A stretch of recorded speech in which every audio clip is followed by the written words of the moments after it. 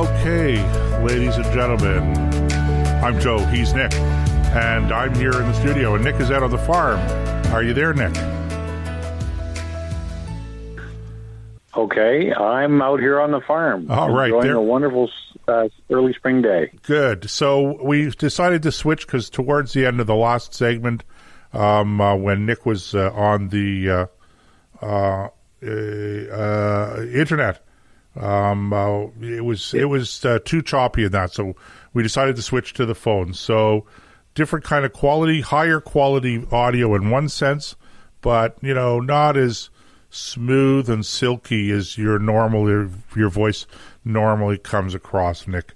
So I am sorry for that, though. Because it's not your fault. You know how important smooth and silky is.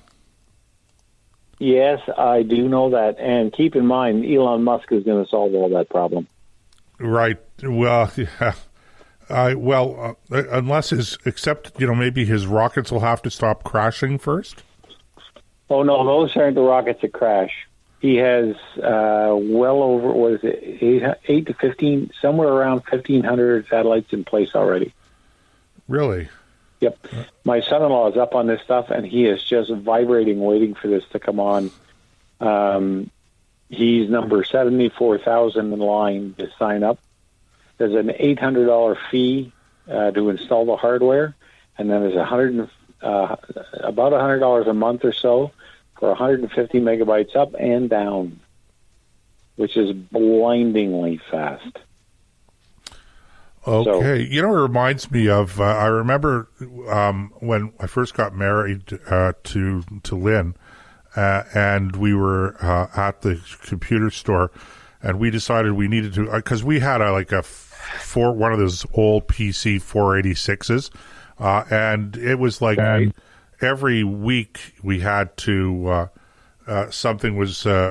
we were running out of memory space. We had to delete documents, and we were operating off of DOS. That was our word processor.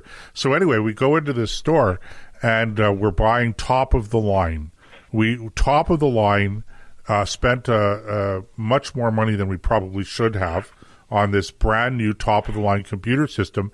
And when I was talking to the salesperson, I was explaining to him what our real problem was memory. We kept running out of memory.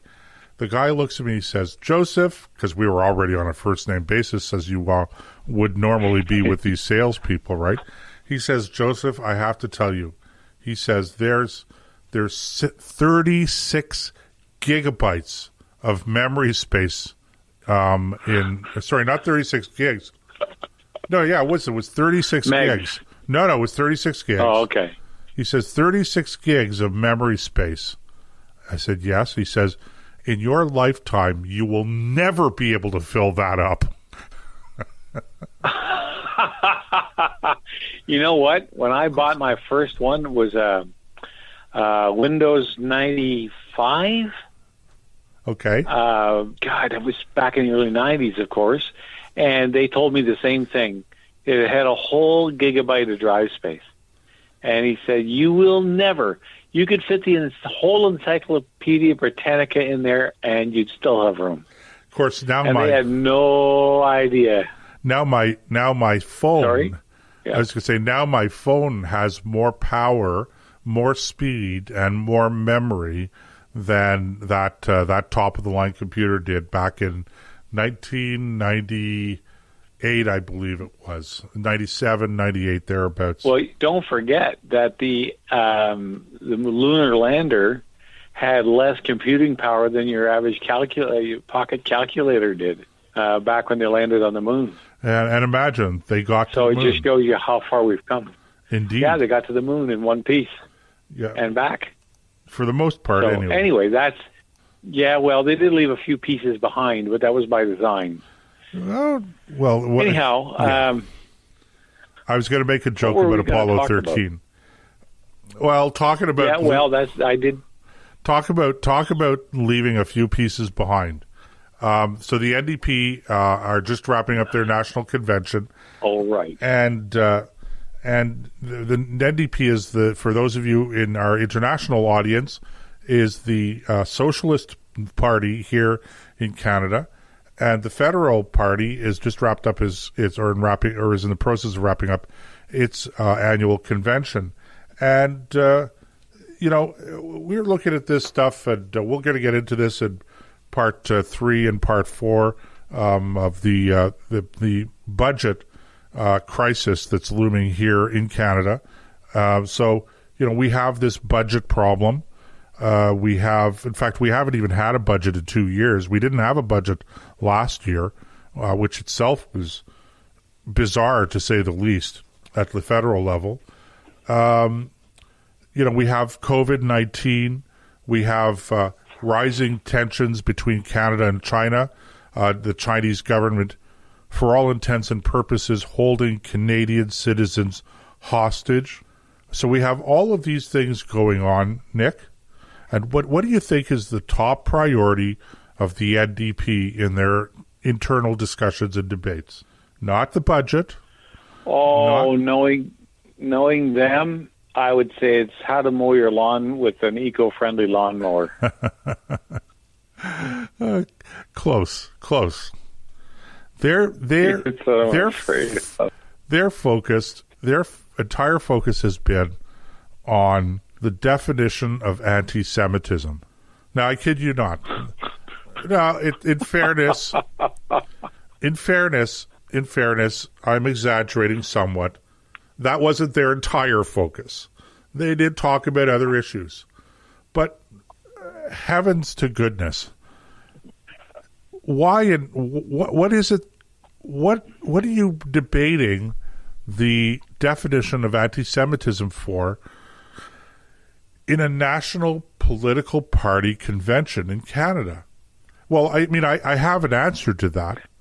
And the answer to that is that they've been obsessed, for various reasons, with Jews and with Israel in particular, and have been accused, they've been called out in the past for passing resolutions that purport to be anti-Zionist, quote-unquote, as if that's a pressing issue for Canadians to start with. But these resolutions have sort of strayed into a territory that could be characterized as anti-Semitic, anti-Jewish. And so, in order to defend themselves against accusations of being anti-Semites, they've decided that they have to get into this whole discussion about what in fact is anti-Semitism. What constitutes anti-Semitism? That's what the NDP is concerned about. And interestingly enough, this seems to have occupied even a more important place, if you can believe it, than climate change. It's funny you say that, because I was thinking, okay, so what other things could they, that are, barn burning important like that they would have to deal with? And it occurred to me they probably have to deal with how to put shoestrings and tie a bow in running shoes held closed with Velcro, because nobody knows how to do that, and only the NDP is there to help you with that issue.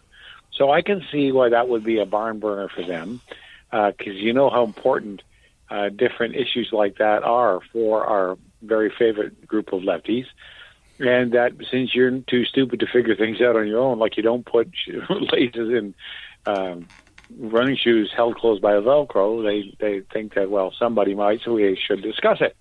But of course, climate change has to be in there, because that's about as intelligent. Anyway, so I'm not surprised to hear that.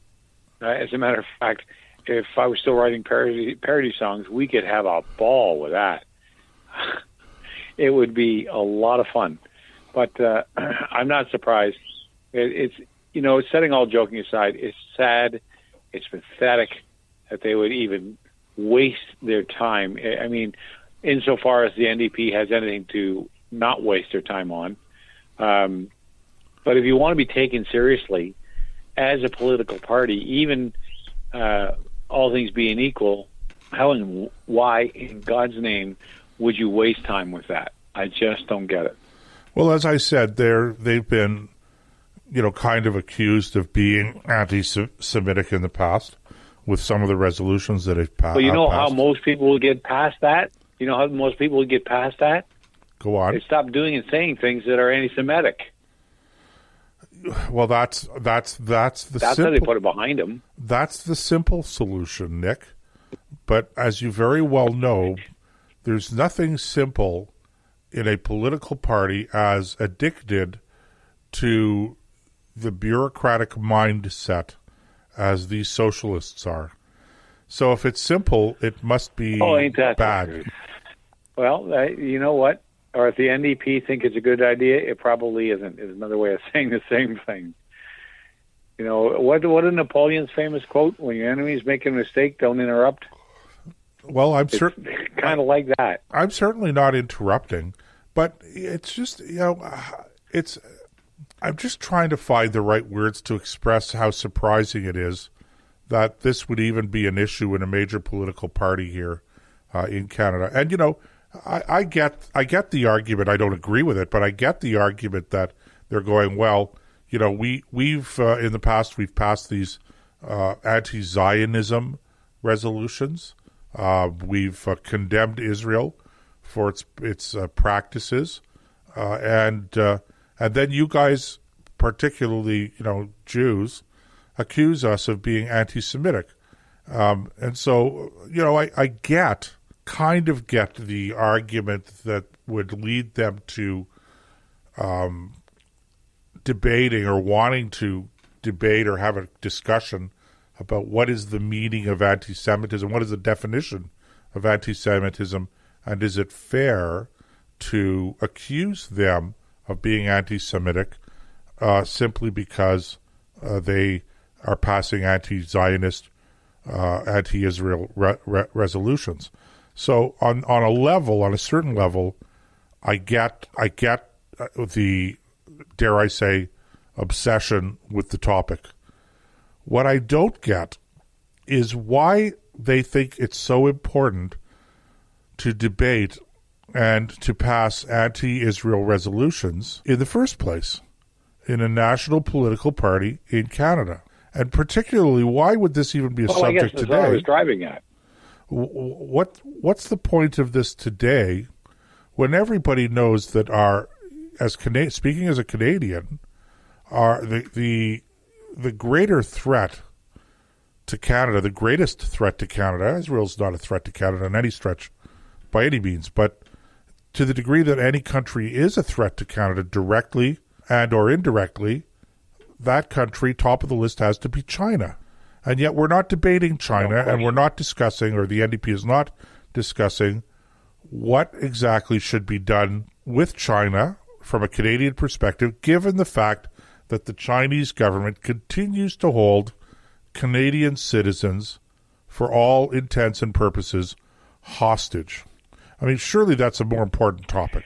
Absolutely. Of course it is. And this is what makes the NDP so irrelevant in today's political realm. Look, I don't have a problem with people having a different point of view than I do about how to run a country, which way is the right way to go. As long as you can see the logic, even if you don't agree with it, the logic is, okay, well, I don't agree with that, but I can see where they're coming from. If that's their mindset, fine, I can live with that. But this is embarrassing on a scale I don't think they comprehend. And they certainly don't know how to take it seriously, because if they did, they'd never touch this with a 10-foot pole. I mean, if they want to sit around as leadership of the party and say, look, we have an issue here, and we have to figure out a way to put this to bed so that we don't get tagged with this anymore, because it's hurting us at the polls, or it's hurting us in public opinion. Okay, that's one thing. But to waste time at your national policy convention when as many people who are ever going to watch the NDP and what they do and what they say are watching what you do and what you say, that's not the time to do it. You want to keep your best foot forward. You want to put together what seemed like a reasonable set of policies,